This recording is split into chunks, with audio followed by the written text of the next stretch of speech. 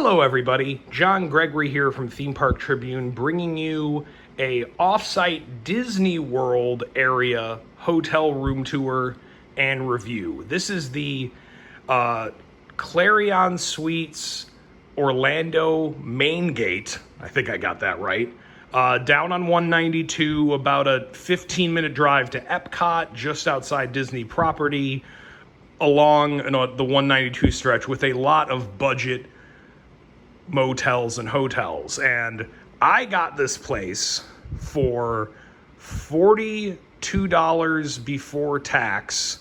That came out to about $51 with tax, $102 for 2 nights just outside Disney World. I decided to take the chance on it, and I wanted to let you know, what kind of hotel do you get for that price point near Disney?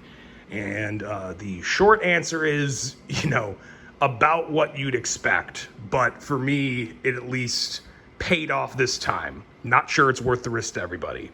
So, okay, coming in, you get a nice window out onto the, you could call it a balcony. It's really a walkway.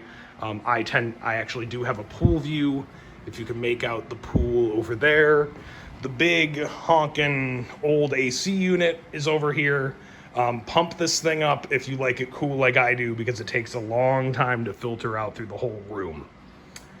You do have a pull-out couch, so technically with the 2 double beds here and that, you could say this sleeps 6. I would not recommend that. It would be pretty cramped even if multiple beds were being used in here. And the pull-out couch, well, at least the couch itself is not comfortable. I didn't sleep on the pull-out, and that doesn't bode well for the pull-out inside of it. You get a table here, even though it's off-center from the TV. You can tilt the TV, but that's still not going to be super great.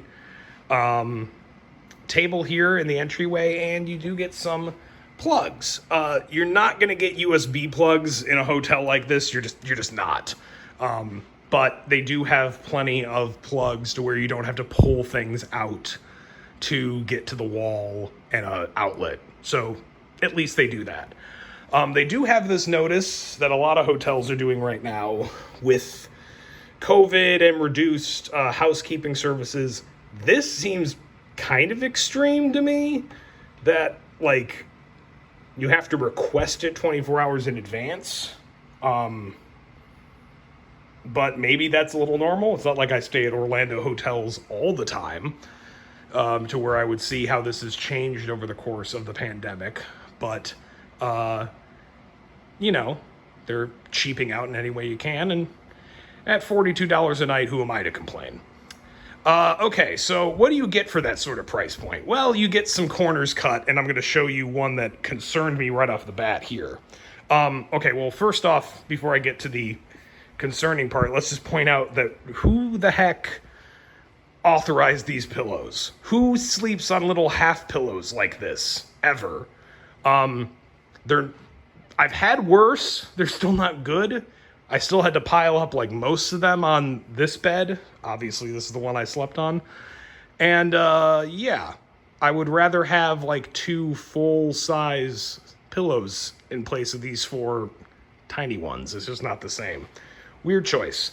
So beside the bed being, the kind of cheap one you'd expect, it did decently enough. They have a pad on it, but they have a mattress pad for comfort. They do not have a bed bug protector, which is weird for Florida. You kind of need that.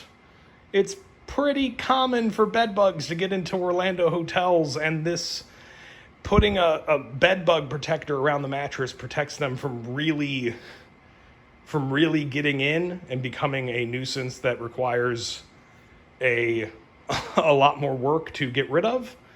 And it concerned me that there was none around here, because I've seen even a Super 8 or a Motel 6 would usually have these, and they didn't. So I checked thoroughly. If you ever need to do this, you need to check the linings here and see if you see little spots that look kind of like blood, because that would be a sign that a crushed bed bug was there, and therefore a sign that more bed bugs will be coming out when you go to sleep. Yeah, weird choice. I took the risk because I did check the beds thoroughly before I went to bed or unpacked any of my stuff.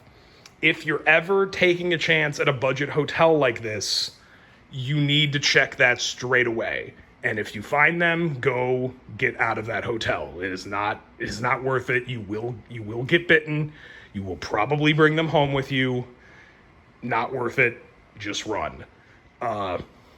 In my case, though, my cheapness paid off. Between the bed, you do get 2 more plugs. Also a connection for high-speed internet access. Wonder if that still works. I also wonder if this, first off, the alarm clock was never on. I don't know if it's plugged into anything anymore. I just have to mention, look at these old graphics on top of here. The MP3 line in CD aux. How long ago were these made? This has to be 2000s. That's just the font there looks like it. You get the TV here. It's an older, not that great flat screen, but again, you're gonna get corners cut in a hotel price like this.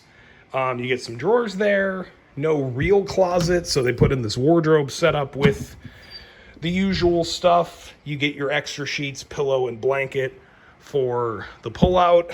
And even the pullout people get this. Oh, you get 1 tiny pillow. Only 1. Well, that'll be lovely. You're going to have to borrow a few here if you're going to use that pullout. And I would not recommend doing that. There is a safe down here.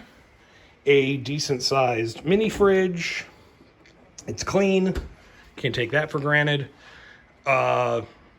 Microwave, ice bucket with some cups.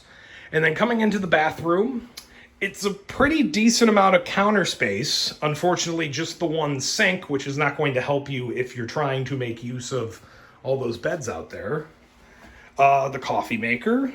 How clean is this? Not great, but I've seen worse. Hotel coffee makers, just oof. I always avoid them. They're just never regularly cleaned, even in the nicest places. And then, besides counter space, you can tell how outdated this hotel setup is. And then you'll see some little flaws around, like this bit of mold growing in the corner. These sort of chips, that's just the sort of stuff you're going to get out on 192 at this price point. You're also going to get a not great shower. This took probably a good 5 minutes to get warmed up. The very old nozzle that you can see here, you had to turn this 2 or 3 times to get it up, which doesn't line up with the colors at all, but that's what you had to do in order to get it warm, and it just dribbled out. It did the job, but not great, and that's a good summary for this hotel. Not great. This was, it's billed as a 3-star hotel. It's not. This is motel quality. And the only reason I risked staying here at that sort of price point, because usually that kind of deal, a $42 a night before tax deal, is a huge red flag to, this place is a cesspool. Do not stay here. Because I've stayed at hotels in 192 for that much, and I regretted it because it was so uncomfortable, so just kind of ugh. And the only reason I risked it here is because I've happened to stayed here before. A few years ago, just picked it up on Hotels.com, not for $42 a night, and it worked out. And the price will fluctuate a lot. I checked it before starting the video. If I was staying again for another night and doing this through Hotels.com, instead of the $42 deal I got through Undercover Tourist, which is a special deal. They're not paying me to say that, by the way. I just want to be forthright where I get these prices. If I was staying through Hotels.com tonight, it would be about $100 just for tonight with tax. If I stayed in a week, it'd be like $85. It fluctuates a lot. At the $42 price point, it paid off for me. I'm not sure it's worth the risk to anybody.